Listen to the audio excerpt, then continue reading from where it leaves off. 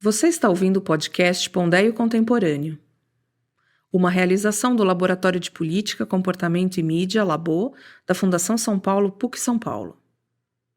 No programa de hoje... Olá, aqui é o Luiz Felipe Pondé. Olá, eu sou o João Pereira Coutinho. João, a gente está aqui conversando sobre o mundo contemporâneo, né? E uma coisa que eu costumo ouvir muito das pessoas, inclusive pessoas que têm até uma certa simpatia pelo pensamento conservador, é dizer que o nome conservador é muito ruim. É um adjetivo péssimo, que produz, na verdade, uma descomunicação. Ao invés de comunicar o que haveria de, digamos, positivo como pensamento para o mundo contemporâneo, ele produz uma reação negativa. Então, o que eu te perguntaria de partida, sendo você um especialista em pensamento conservador, o que o pensamento conservador é, que não é simplesmente reacionário no senso comum, e o que ele tem para falar para o mundo contemporâneo? Bom, eu acho que o problema de algumas pessoas não é com a palavra, eu acho que é com o espírito, é com o conteúdo que a palavra encerra, porque a função de um conservador na modernidade tem sido constantemente a mesma. É, basicamente, fazer as perguntas incómodas e furar a vaidade racionalista. E aquilo que define a época contemporânea é esta espécie de divinização do homem, da sua razão e da sua capacidade de transformar o mundo, não transformar no sentido mais prosaico da palavra, mas transformá-lo radicalmente em busca de um ideal qualquer de perfeição. E o conservador faz as perguntas, que são as perguntas, aquele tipo de perguntas que as crianças fazem, e você não sabe que resposta é que pode dar, é do género, e como é que é esse mundo perfeito? E depois como é que as coisas funcionam? E será que você tem essa capacidade intelectual? E o que é que você faz com a contingência? Entende? E, portanto, o problema não está na palavra, o problema está na atitude. E quanto a isso, nada a fazer. Você poderia chamar um conservador um pepino, ou você poderia chamar uma coisa qualquer, mas se o espírito e a atitude de questionamento permanente estivessem lá, permanecessem, as pessoas continuam a dizer que pepino é uma má palavra, ou cenoura é uma má palavra, Sim. etc, etc, etc. Agora, conservador e reacionário... há uma parte de verdade nesta identificação e há uma parte de mentira. A parte de verdade é que há expressões conservadoras que tomaram direções reacionárias. Não vale a pena estar aqui a tapar o sol, não é? Da mesma forma que há expressões socialistas que não foram democráticas. Foram tirânicas, totalitárias. Da mesma forma que o liberalismo nem sempre se portou com dignamente. Portanto, qualquer ideologia política tem metástases e o conservadorismo não é imune a isso. Quando você vai ao conservadorismo, por exemplo, conservadorismo continental francês, Sim. Desde a Revolução Francesa, enfim, é profundamente reacionário, realista, depois no século XIX, profundamente antissemita, a partir do caso de Dreyfus. E, portanto, é óbvio que o conservadorismo pode ser uma forma de pensamento reacionário. Agora, quando você é um conservador, mas de um conservadorismo moderado ou liberal, ou o que lhe quiser chamar, o conservador opõe-se ao reacionário da mesma forma que se opõe ao revolucionário. Os dois têm formas radicais de pensar a política. Agora, João, você acha que a gente poderia dizer que a melhor forma de se compreender a posição conservadora do ponto de vista filosófico é compreendê-la como um cético em termos de racionalismo político? Acho que sim. A atitude conservadora é uma atitude de ceticismo enfim, quando você lê Montaigne, David Hume, aí está o conservadorismo filosófico e que é a parte mais interessante do conservadorismo até. Porque o conservadorismo político, para sermos absolutamente sinceros, não tem muita coisa a dizer. Pelo simples motivo de que ele só tem alguma coisa a dizer perante as realidades circunstanciais. Portanto, o conservador político ele não consegue entusiasmar as massas de uma forma orgásmica. Não, isso não existe. Ou seja, o conservador é o turn-off em termos políticos. Um conservador, quando fala para as massas e diz Atenção, atenção. É preciso prudência e humildade. Você não vê ninguém a marchar do género. Nós somos a favor da prudência e vamos entrar no palácio de inverno com a prudência. Não é? Ou seja, um conservador não tem isso. Agora, do ponto de vista filosófico, é a parte mais interessante do conservadorismo. Sobretudo porque o conservadorismo, do ponto de vista filosófico, coloca um espelho à tua frente. Você vê-se ao espelho. E não seria, em certo sentido, excessivamente sofisticado para um mundo como o nosso? Mas aí o problema está no mundo. Claro que é profundamente sofisticado, porque as pessoas procuram certezas. Sempre procuraram. As pessoas sentem-se mal com a dúvida. E, de certa forma, como dizia Luís Filipe Pondé, há muitos anos... à Folha de São Paulo, a dúvida conservadora. Não é? A dúvida é o que define o conservadorismo filosoficamente. E as pessoas não querem dúvidas, as pessoas querem certezas. E eu entendo isso, até do ponto de vista biológico e evolucionista. As pessoas querem certezas. Como empresários, precisam ser otimistas. Se Precisam tiver um ser empresário otimistas, pessimista, ele quebra o negócio. Exatamente. Então, assim, é nesse sentido que, por exemplo, quando a gente pensa, você é professor, eu também sou professor, a gente lida com jovens... como que você conseguiria, por exemplo, se comunicar com alguém de 19 anos, 20 anos e trazer para esse jovem essa percepção de dúvida da qual você faz referência, ou da prudência, ou do maior cuidado. Você acha que seria mais eficaz, do teu ponto de vista como professor e filósofo e tal, seria mais eficaz o caminho da discussão de enfrentamento político de questões circunstanciais, como você falou, ou talvez seria mais eficaz partir para aquilo que você disse no começo? Você falou que a função do conservador sempre foi furar a vaidade do racionalismo. Então, que às vezes fica mais fácil, no bom sentido da expressão, você trazer, digamos, esse contingente de pensamento conservador para os mais jovens, refletindo sobre a vaidade. Exatamente, esse é o meu caminho. Ou seja, aquilo que eu digo a alunos que se interessam pelo conservadorismo, a primeira coisa é divirtam-se. Porque a posição conservadora, ao ser cética, ao mesmo tempo implica uma grande dose de sentido de humor. Sim. No sentido de que tudo é vaidade, não é? De que isto é tudo uma passagem e uma ilusão. E, portanto, a primeira coisa é divirtam-se. Porque a posição progressista é uma posição sempre de insatisfação permanente com o mundo.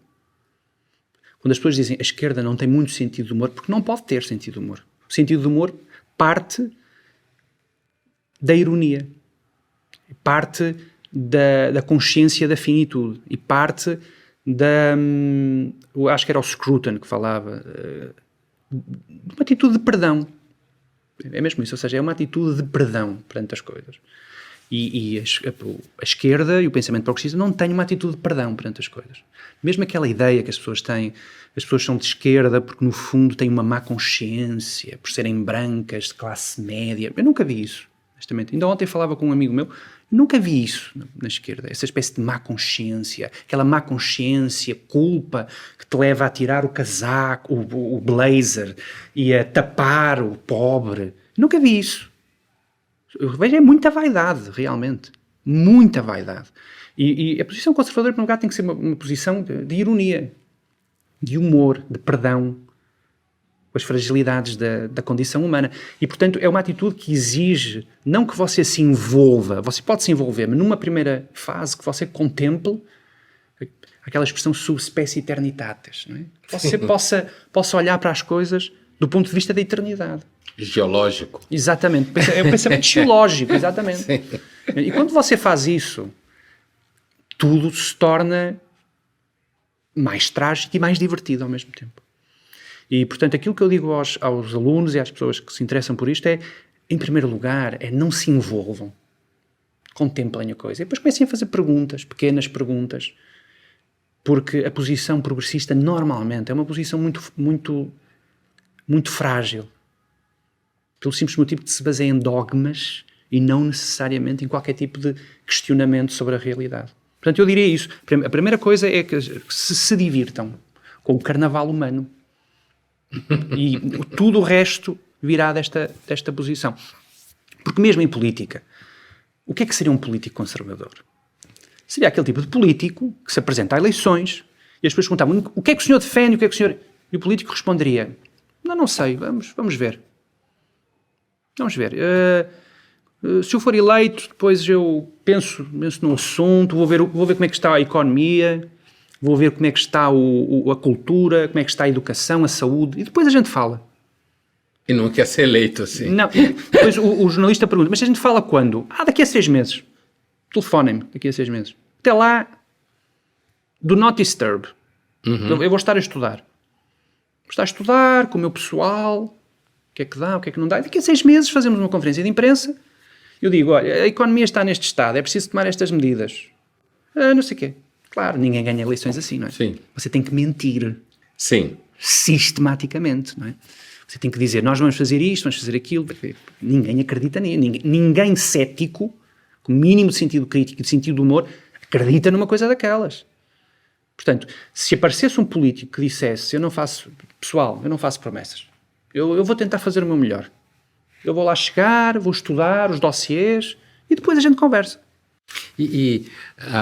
Com relação ao que uns falam de crise da democracia, outros falam de mal-estar da democracia, você acha o papel do pensador conservador ou do filósofo conservador dentro da discussão da democracia não passaria justamente por essa prática cética de demolição das expectativas míticas da democracia?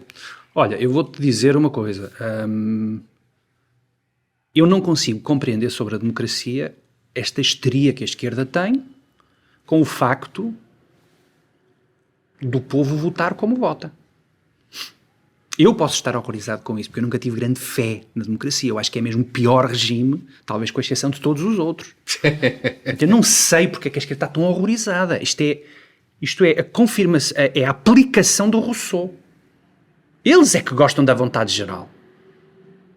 E eu nunca gostei da vontade geral. Portanto, eu posso não gostar do Bolsonaro. Tenho esse direito.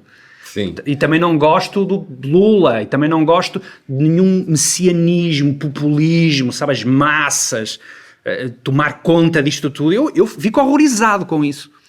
Por isso é que eu acho que a única forma da democracia funcionar é a democracia representativa. O povo vota, mas isso é o início da conversa, mas depois existe tudo o resto, não é? Instituições, etc. Agora, a esquerda, que sempre gostou da vontade geral, está horrorizada com a vontade geral. Não tem essa desculpa. Mas o problema da esquerda não é uma questão de caráter? Leva-me a concluir que é. Sim. Não é? Ou seja, leva-me a concluir que o problema da vontade geral é quando a vontade geral não se manifesta de acordo com as ideias que a esquerda defende. Eu acho que a esquerda não tem desculpa, depois de décadas ou séculos, a cavalgar a mensagem do Rousseau. Porque na verdade... Eu nunca cavalguei. Quer dizer, entre o Rousseau e James Madison, eu sou James Madison. Portanto, eu tenho legitimidade para estar horrorizado. Sim, mas isso do ponto de vista, quando a gente fala, se a gente está falando isso do ponto de vista de uma conversa, por exemplo, educada, erudita, acadêmica, né, com reparos e referências sofisticadas de pensamento, quando a gente vai para o debate público, por exemplo, eu e você temos essa experiência, você vai à televisão, você vai ao rádio, você vai a debates públicos e ambientes onde tem pessoas a assistir o que a gente está fazendo. Às vezes eu tenho a impressão que uma das dificuldades de quando você tem uma postura mais conservadora e uma das facilidades quando você tem uma postura mais à esquerda ou mais russoniana, como você dizia, é que a posição conservadora ela exige uma maior sofisticação de percepção da realidade.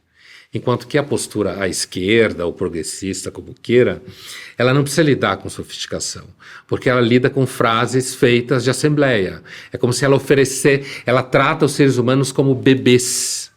Cara, porque Porque toda essa mensagem progressista, para voltar ao Rousseau, é toda ela uma mensagem sentimental.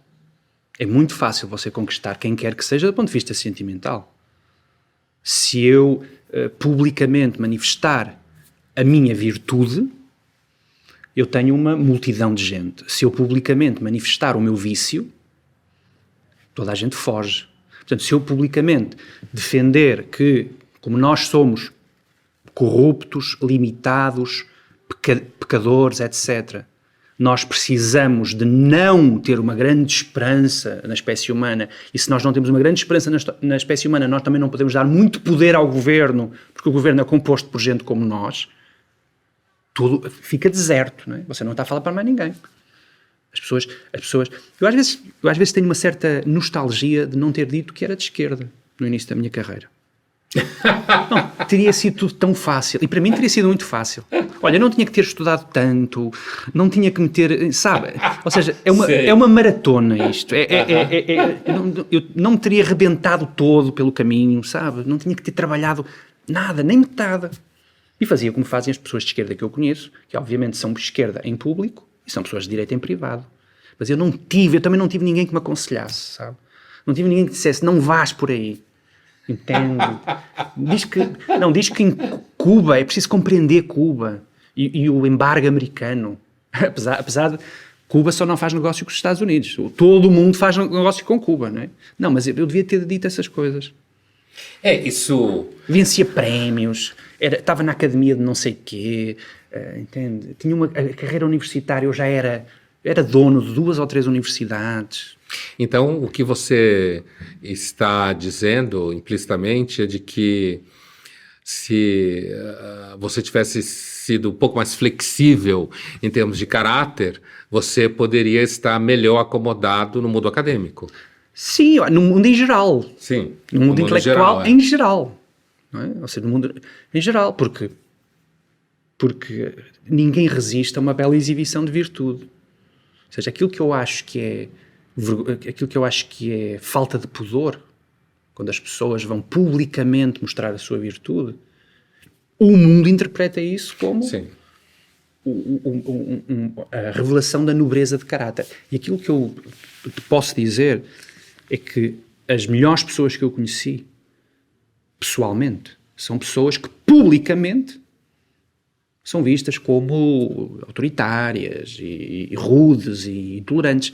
E o inverso acontece. Aliás, o inverso nunca falhou. É extraordinário. A gente sabe, desde Aristóteles, que a verdadeira virtude é tímida, né? Exatamente. Exatamente. Portanto, ou seja, o Lucian Freud, o pintor, ele dizia: eu só voto em alguém que eu conheça pessoalmente. Que é a suprema proclamação anarquista. Sim. Porque é curioso, porque normalmente quando você fala de um político qualquer, toda a gente tem uma ideia sobre esse político, não é? É uma besta quadrada, é um corrupto, é um não sei o quê, não sei. Mas é curioso, porque ontem um amigo meu dizia-me isso: como é que as pessoas são capazes de dizer o que quer que seja de qualquer político se as pessoas nem sequer conseguem conhecer a pessoa com quem vivem? Sim. Como é que você pode chegar a conclusões definitivas sobre qualquer político quando você nem conhece a pessoa com quem você vive inteiramente? Então, você falou do voto supremo anarquista. Eu me lembro que você escreveu uma coluna algum tempo atrás na Folha, em que você fazia referência a uma data. A efeméride jornalística era algo ao redor do Thoreau. Uhum. Você lembra dessa coluna sobre Thoreau? E você usava uma expressão que era que na sua posição conservadora e em toda a posição conservadora verdadeira, cética, de tradição britânica, no sentido histórico-filosófico, havia uma costela anarquista. Uhum. Você usou essa expressão, que há uma costela anarquista. Sim. Qual é a relação entre essa costela anarquista e uma posição conservadora? Olha, você lembra que você usou essa expressão? Sim, muito bem. Quando me perguntam assim, um bom livro sobre o conservadorismo, o que é que eu tenho que ler? Eu digo sempre, A primeira coisa que você tem que ler é aquilo que existe na porta dos quartos de hotel e que diz "Do not disturb". Essa é a primeira, essa é a base do pensamento conservador. É não incomodar. Esse é o imperativo do conservadorismo. É você não me incomoda. Entende? Ou seja, e é assim que se deve conceptualizar o poder político. Eu acho que ele é necessário, acho que o Estado é necessário, por isso é que eu não sou totalmente anarquista. Só uma costela. Mas qual é a primeira coisa que o poder político tem que fazer? É não incomodar. Entende? Não há nenhuma legitimidade para o poder político incomodar. Bater à porta da pessoa, dizer o que ela tem que pensar, o que é que ela tem que comer. A primeira coisa é, não faça isso. Você não tem nenhum direito, nenhuma legitimidade para fazer isso. E se você quiser fazer o que quer que seja, você tem que pedir licença. Você tem que dizer assim, o senhor permite-me que eu faça apenas uma sugestão que pode aceitar ou não. Entende? Mas se me permite... Mas a tua fala, uma coisa que é uma discussão muito aqui no Brasil, né? Comumente, quem, digamos assim, cometeu a mesma falha que você e não mentiu e não disse que era de esquerda, né? No começo. O que você falou lembra uma famosa frase do Ronald Reagan, da campanha do Ronald Reagan, que traduzido em português é mais ou menos o seguinte, que ele dizia como assim... A grande síntese da frase mentirosa. Alguém vira para você e diz assim, bate na sua porta e diz, bom dia, eu sou do governo, eu estou aqui para ajudar. Sim, é isso dizer, mesmo. A síntese da campanha do Reagan no sentido de dizer que quando o governo fala para você, eu sou governo, eu estou aqui para ajudar, de alguma forma ele vai atrapalhar você. Só que essa frase, normalmente associada a uma percepção liberal, né, no sentido de que Estado mínimo, sem se meter na vida das pessoas, mercado e tal. No debate aqui no Brasil, normalmente a pergunta que aparece é o seguinte, tá bom, mas quem vai cuidar dos pobres, da desigualdade social? Existe um pseudo-trunfo, ou um trunfo, digamos assim, no plano de um raciocínio mais bruto de massa. E eu acho que isso é uma das coisas que a esquerda capturou plenamente a seu favor, que é como se a esquerda, apesar de que é falso, ela capturou a seu favor a imagem de que ela detém a mensagem humanista. De que ela cuida do ser humano. Repara, mas quem é que vai cuidar dos pobres e dos desempregados e etc? O Estado.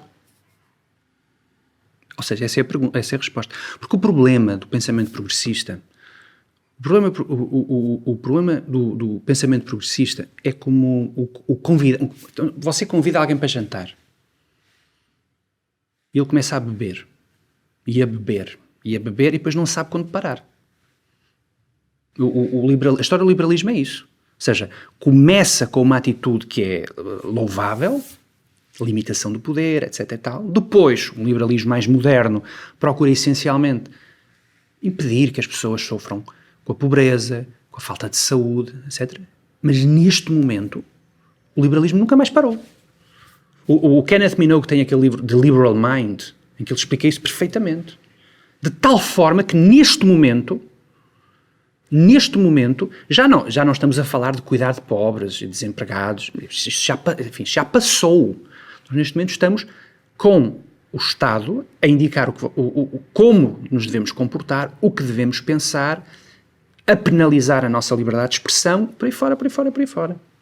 As pessoas falam, o absolutismo régio, ou a ditadura. Hoje o Estado tem mais informação sobre qualquer um de nós, exerce uma influência na tua vida muito maior do que qualquer regime passado. Muito maior. Até porque as pessoas voluntariamente foram dando essa informação ao Estado, não é? Sim. E, portanto, em Londres, que há 3 semanas havia lá uns autocolantes, não sei se você soube disso. Você me contou. Não, em que os autocolantes diziam as mulheres não têm pênis. E quando eu vi aquilo, eu nem entendi qual era o alcance daquilo. Afinal, qual é o problema? Para que uma afirmação tão óbvia como essa colocada nas paredes? Será uma campanha contra o Alzheimer? Tipo, haverá gente que já não sabe que as mulheres não têm pênis e é preciso pôr isso aqui.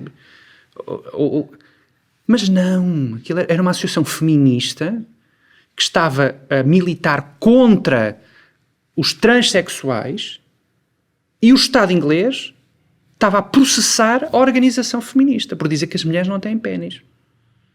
Então, você sabe que, comentando isso com alunos, você me falou isso há poucos dias atrás e eu mencionei essa história e tal, e uma aluna, ela justificou, digamos assim, justificou do ponto de vista teórico, ela não tem nada a ver com o processo, ela justificou, digamos assim, a crítica do movimento feminista aos trans, às mulheres trans, né? Dizendo que o problema das mulheres trans é que elas foram homens até, sei lá, 20 anos de idade, 15 anos de idade, 25 anos de idade.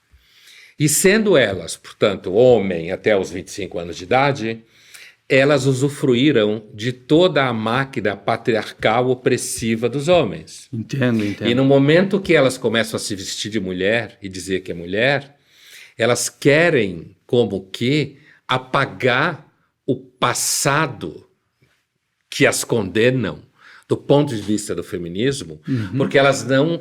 seria mais ou menos como alguém que era senhor de escravos e num dado momento começa a fingir que é escravo. Quer dizer, essa aluna, então, ela me explicou, digamos assim... É uma explicação ótima. Qual é a posição feminista que leva a esse confronto com as mulheres trans, dizendo que elas não deveriam ter os mesmos direitos que mulheres. Mas a minha posição nem sequer é essa. Ou seja, eu acho eu acho que as pessoas podem dizer que são o que entenderem. Entende? Eu não quero saber disso. Se alguém que é biologicamente um homem diz que é uma mulher e uma mulher biológica diz que é um homem, tudo bem. Quer dizer, whatever. Entende? Essa é a posição conservadora. Não me incomode. Tipo, tudo bem, mas não me incomodes. Agora, o problema, o grave aqui, está que isto é uma grotesca infração naqueles que não admitem que uma mulher com pênis seja um homem. As pessoas devem ter todo o direito de dizer uma mulher com pênis não é uma mulher. Entende? Como pessoas que dizem que ter um pênis é indiferente, você pode ser uma mulher com pênis ou sem pênis, tudo bem também. Ou seja, o problema aqui é a imposição de uma doutrina. É a ideia de que se você não... Existem dois problemas. A imposição de uma doutrina e, em segundo lugar, é a repetição do pensamento totalitário. É a ideia de que quando você fala de direitos, você fala em nome de grupos e não em nome de indivíduos. Eu não sei o que é uma feminista. Não sei o que são as feministas. Não sei o que são gays. Não sei o que são lésbicas. Não sei o que são transexuais. Eu posso saber quem é o Pedro, a Maria, o Manuel, o Joaquim. Isso eu sou capaz de saber. Agora, o que é um gay? O que é que são os gays? Ou alguém que fala em nome da comunidade LGBT? O que é isso? É provavelmente uma profissão. Então, é uma profissão, mas é um abuso. Sim. É como se alguém agora aparecesse e diz, eu agora vou falar em nome de todos os portugueses. Mas quem vem a você para falar em nome de todos os portugueses? Vou falar agora em nome de todos os portugueses conservadores.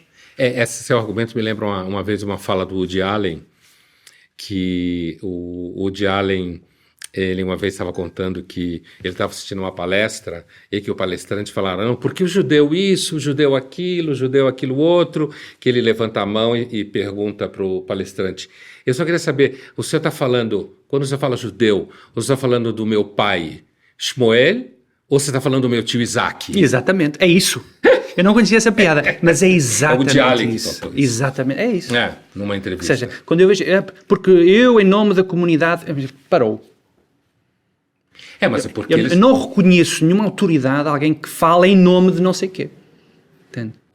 Mas isso está colado nesse debate de construção de consciência coletiva, né? Isso significa a abolição do indivíduo. Eu, pessoalmente, tendo a concordar com as feministas que mulheres não têm pênis. Não, tudo bem. Eu tento concordar com a posição delas, apesar de entender... A não ser que você tenha sido enganado. Sim, claro, não é? O que pode acontecer com algumas pessoas, acontecer, alguns caras. Por várias razões, não é? Razões etílicas, razões, quer dizer, sim, mas freudianas. Em princípio, não é? Se você não for enganado, é isso que acontece. Mas não é? assim, eu concordo com a posição que diz que as mulheres não têm pênis, apesar de que eu não concordo com a justificativa das feministas. Sim, no sentido de dizer que, então, essas mulheres trans não podem falar isso. A acusação delas é semelhante à acusação do conceito da apropriação cultural. Exatamente. Né? Que você, sendo branco, não pode usar, sei lá, você não pode fazer um cabelo tipo reggae, porque você é branco, você não pode usar um adereço africano, porque aí você, branco, está se apropriando de um adereço, de uma ferramenta cultural, de uma cultura que é vítima sua. Exatamente. Então, o que eu quero te perguntar é o seguinte, João, você não acha que, no final das contas, essa coisa que alguns americanos, ironicamente, chamam de oppression studies, essa ferramenta de pensar tudo na chave da opressão, vítima, opressor, opressor, vítima, quem é mais vítima, quem é menos vítima. Então, se você é mulher branca heterossexual, você é quase tão ruim quanto um homem branco heterossexual, porque você inclusive colabou. Sendo heterossexual, você colabou, porque você gosta do opressor. Você não acha que essa, digamos, essa hermenêutica da opressão, ela não está, de alguma forma, reduzindo as ciências humanas como um todo, grosso modo? Olha, a mediocridade, Luís Filipe, essa ideia de que você é ruim e tal, eu parto de uma posição que é muito anterior a essa. Como eu acho que toda a gente é ruim, entende? Para mim, eu não discrimino. Sim. Entende? Todos são maus. Todos são maus. A priori. Ou seja, é total inversão total inversão da presunção de inocência. Eu acho que toda a gente é culpada. A menos que demonstre que não é. E isso, a pessoa demonstra que não é através da sua... Você seria um bom policial, investigador. Não, exatamente. Quer dizer, toda a gente é ruim. Portanto, esta ideia de que só se você é branco, heterossexual, ocidental, não sei o quê, você é ruim. Não, toda a gente é. A história da humanidade é uma história de barbárie. Sempre foi... Por exemplo, uma discussão, que é a discussão sobre a escravidão. Não é? Os brancos escravizaram os negros. Sim, depois dos negros escravizarem os brancos. Ou seja, se você quer começar uma conversa de indemnização, por exemplo, então pronto, vamos começar essa conversa. Por exemplo, o caso dos portugueses. Não é? Os portugueses escravizaram negros. Mas antes dos portugueses, é preciso lembrar que Portugal foi ocupado por muçulmanos. Portanto, os portugueses pagam indemnizações aos negros, eu quero que os muçulmanos paguem indemnizações aos portugueses. Mas os muçulmanos também foram colonizados. E por aí fora. E os romanos colonizaram os gregos. E os gregos colonizaram os outros povos da Grécia. E, portanto, nós vamos recuando no tempo, toda a gente explorou toda a gente, até chegarmos ao segundo hominídeo, que explorou o primeiro hominídeo. Nós devemos pagar algo aos neandertais. Isso acaba aí. Até ao segundo micróbio ter explorado o primeiro micróbio. É isso que acontece. Então, no final, seria um certo oportunismo, operar da forma oportunismo no sentido de que você barra a cadeia de escravidão e tal, e você diz, olha, o último aqui tem que pagar. Não, Luís Filipe, é uma carreira e é uma profissão. Depois de 1989, o comunismo ruiu. Não era possível falar mais do proletariado. Pelo simples motivo de que o proletariado, se demonstrou alguma coisa, é que o proletariado, o proletariado queria ser como a burguesia. Sim. Não é? A primeira oportunidade de um proletário é aburguesar-se. Claro. Não é? É ter televisão, apartamento. Ou seja, o proletário não quer a revolução, a destruição do sistema capitalista. O Marx errou feio. Totalmente. Ele quer é participar. Não é? Participar no regime capitalista e ter direito a férias, televisão, ter possibilidade de ter uma vida sexual boa, ter filhos, os filhos andarem nas melhores escolas. É isso que o proletariado quer. O que, aliás, só demonstra a inteligência do proletariado. Sim. Mas a partir de 89, quando você já não podia mais falar do proletariado, surgiram novos proletariados. Os gays, as mulheres, os negros, os índios, isto, aquilo, aquilo outro. Ou seja, você tem que substituir alguém no altar vitimário. Sim. Então é isso. Porque se não fosse assim, meu caro, os departamentos de ciências humanas ficavam sem ninguém. Porque Esse é o problema. é como diz uma piada americana, o que é um departamento de Ethnic Studies? É um departamento de estudos étnicos, é um departamento onde você vai aprender a botar a culpa nos outros. Exatamente.